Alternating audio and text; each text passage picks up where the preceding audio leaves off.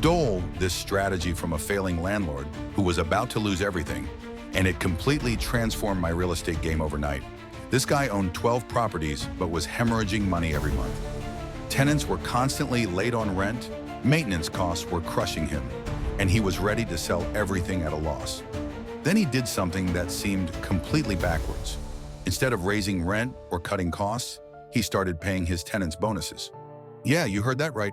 He created a tenant rewards program where on-time payments earned points toward rent discounts, property improvements, and even cash bonuses for referrals. Everyone thought he lost his mind. But here's what happened next. His vacancy rate dropped to 0 because word spread about this landlord who actually cared. Maintenance requests became collaborative conversations instead of complaints. Tenants started reporting issues early instead of letting them become expensive disasters. His best tenants became his unofficial property managers, screening potential neighbors and maintaining common areas.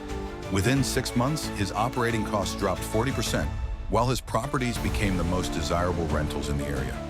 He could charge premium rates because people wanted to live in buildings where the landlord invested in relationships, not just collections. The market was shifting toward corporate ownership and faceless management companies. While everyone else was cutting corners and treating tenants like numbers, he went the opposite direction and created genuine community.